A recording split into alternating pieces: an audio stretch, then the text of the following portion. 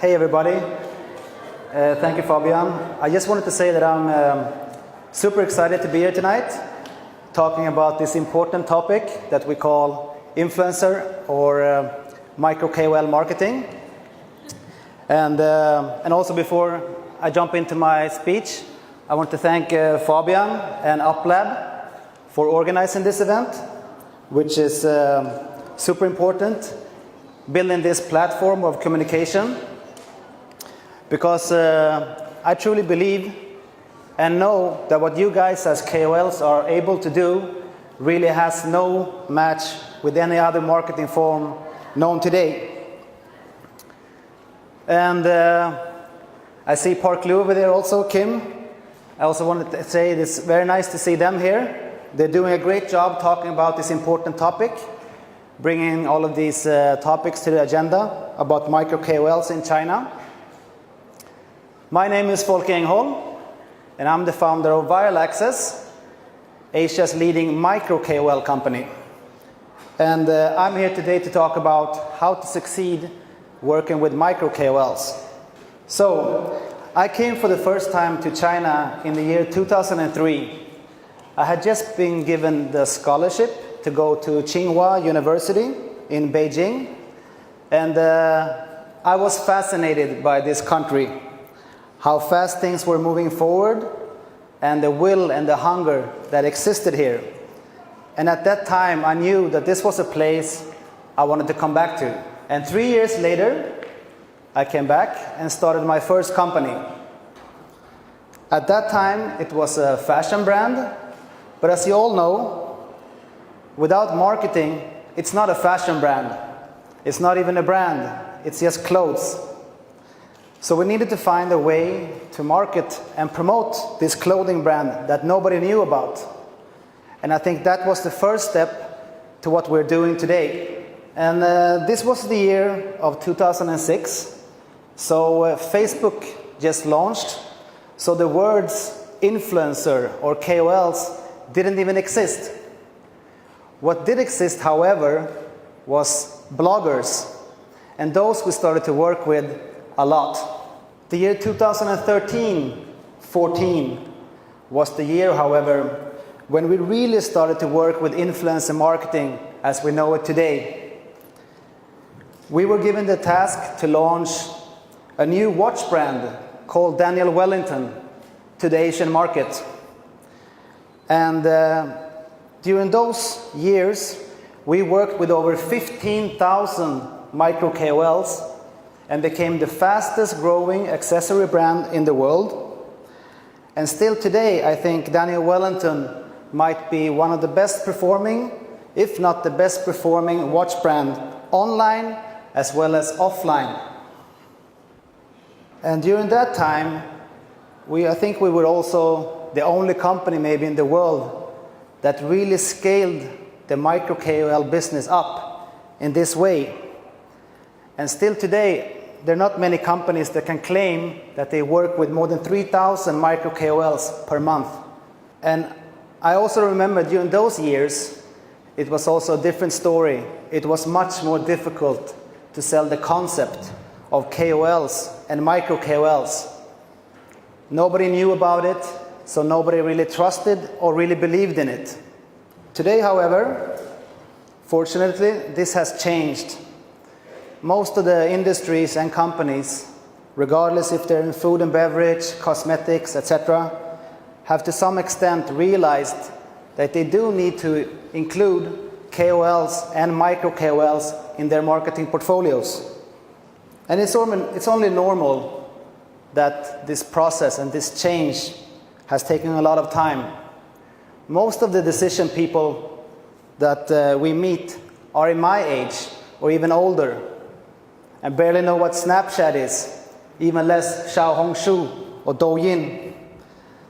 So it's only normal that they haven't had the time, to really adapt to this new era. So I think one of the most important things that everybody needs to understand that this change and this transition that we're in is not something that is isolated, that will only affect some small parts of your businesses. No, this transition is and will affect every aspect of every company's business. So I think the only way, to really survive and succeed in today's business environment is to be open and embrace this change. Because old habits die hard is what they say, and this is still very true. And when I'm meeting companies today, I sit down with the marketing directors from different industries.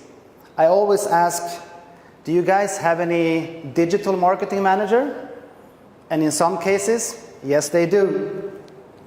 And then I always ask, by any chance, would you have a social media manager? And in too many cases, that's not the case. So basically, that same digital guy is handling digital strategy, handling all SEO, and on top of it is social media. And when I talk about social media, I also include Micro-KOL and KOL marketing. So then my natural answer would be, so you're telling me you have one person in your company that handles all your digital strategies. On top of this, all the social media in China, which is like 10 to 15 different social media platforms. And on top of this, he has to handle all the KOL and Micro-KOL marketing. And yeah, I think you all hear how crazy that sounds. It's impossible, basically. And I think when I put it like that, I think the companies also realize this fact. But with this, as for everything else, it's about learning and about allocating your resources.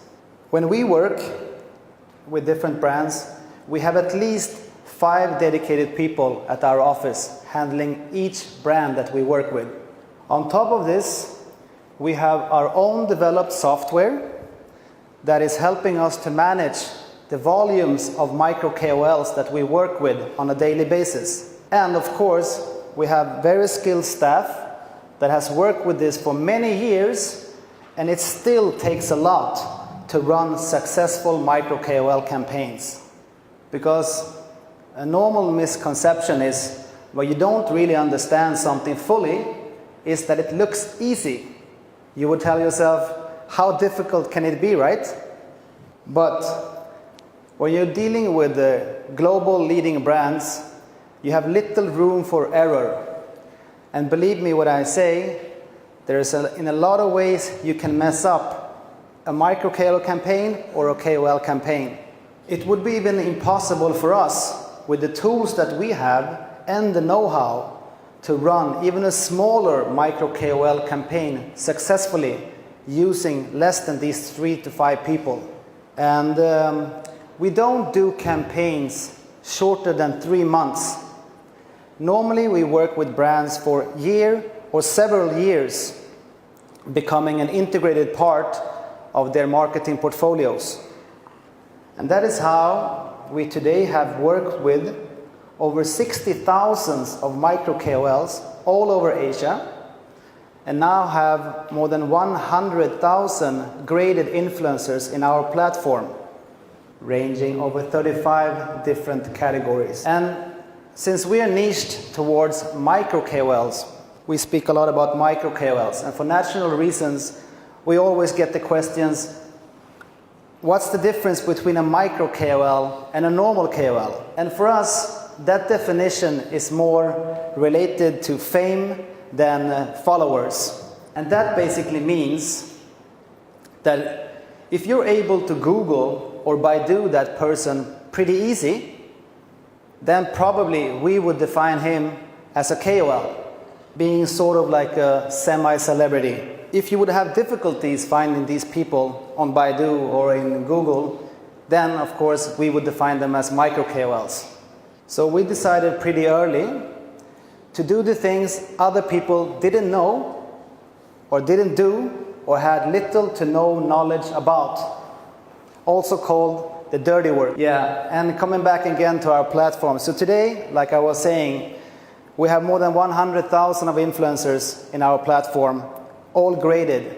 And what that means is that, and this is also the thing we take most pride in, is that these gradings comes from previous campaigns based on previous performances. So after people ask us what's the difference and how we define micro versus a normal KOL, people then ask us what's the upside working with a micro KOL versus a normal KOL. So to make a long story short, I always say you get more for your marketing dollars. And that's basically because of three factors. And the first one we define as the relevant reach. When you work with micro KOLs, you're actually communicated to people that are interested in listening. As a normal KOL gets bigger and more famous, the broader and the wider does his audience get. So for natural reasons, it's difficult for him to get the same attention from all of his followers at the same time. And this is also something that we can define as less engagement. Because, I mean, if you're selling video games, probably you would like to communicate to people that are playing video games, or at least are interested in listening to video games. So instead of asking how many followers or what's the total reach, we instead want to talk about what's the relevant reach for your brand. And the second point we call the fame factor. The bigger a KOL becomes and the more famous he gets, so does his price. And this you have to pay for. The only catch here is, are you able to incorporate his fame into your brand, and how? In most of the cases, when it's not the perfect fit between the brand and the KOL, you end up paying for that fame and getting little in return. And coming back to my first point, yes, that KOL is more famous, and yes, he is able to communicate to a broader range of people. But again, you have to ask yourself, how relevant is his target group to my brand? And the third point, which also might be the most important point, is what we call higher impact.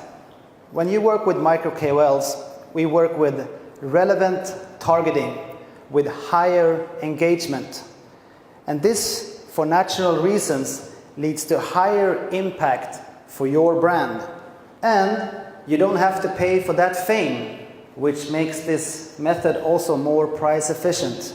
So, how come brands and agencies still tend to lean towards the KOL approach compared to the micro KOL approach? Well, the answer to that question is because it's easy. Working with micro KOLs is a little bit tricky, we know. Finding them, communicating, managing, and of course that's where we come in.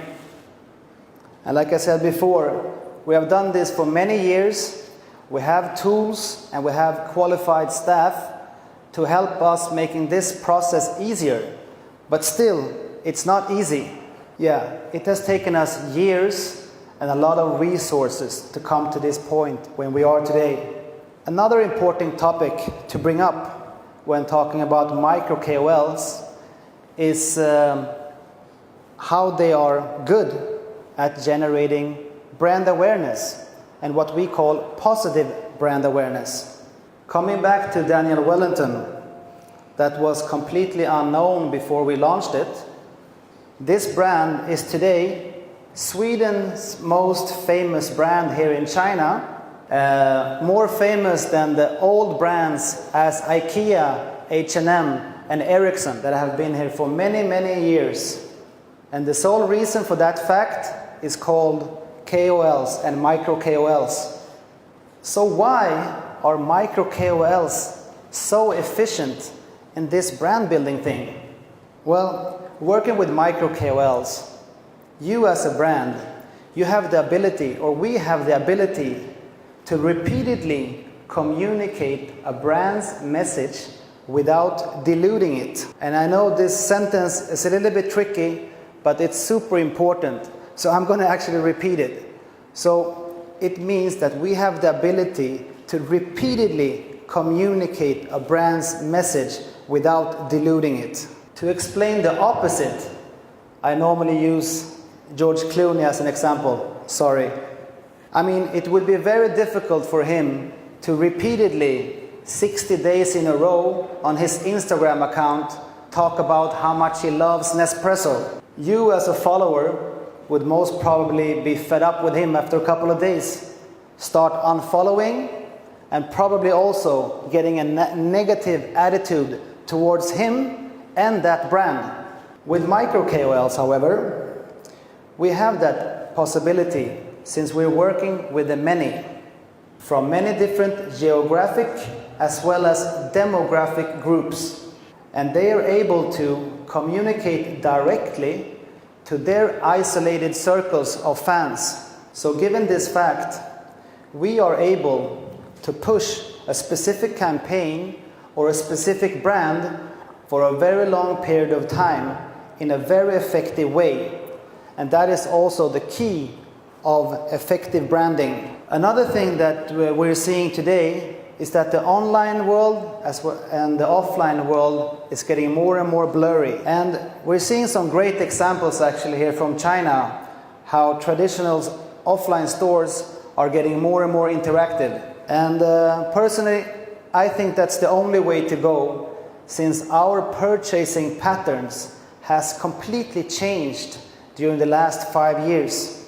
10% of China's GDP is today consumed on e-commerce.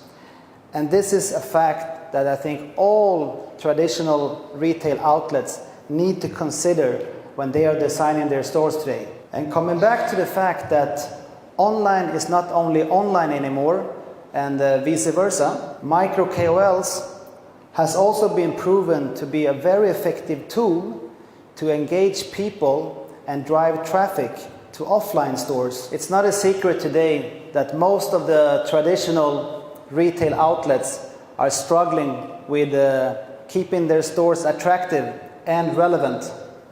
And Micro-KOLs are able to do just this, keeping them relevant and attractive. And then I just wanted to connect back to what I was talking before about positive brand awareness and why we use that definition. We just conducted a unique survey with one of our global clients that we have worked with for almost 2 years now, which included almost 3,000 Micro-KOLs. And we wanted to do this survey to see how the followers of these Micro-KOLs reacted over a longer period of time using our method of working. We also wanted to see if there were any negative aspects to our way of working in terms of overexposure, etc. The findings from this survey were positive, to say the least, and 3 different things came out from this survey.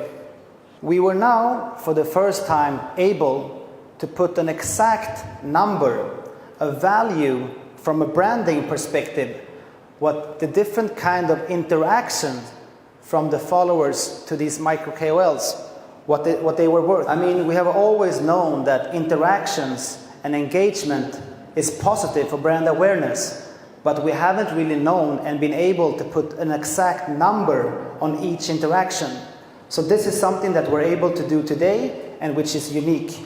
And secondly, we were also able to establish that there wasn't a thing called overexposure, or at least not the way we worked with Micro-KOLs in this campaign or in this survey. It was actually the opposite. The more times the followers of these Micro-KOLs got exposed to this particular brand through our Micro-KOLs, the more positive did their attitudes become. And those positive attitudes towards that brand, of course, also led them to being able or being more willing to pay for a premium.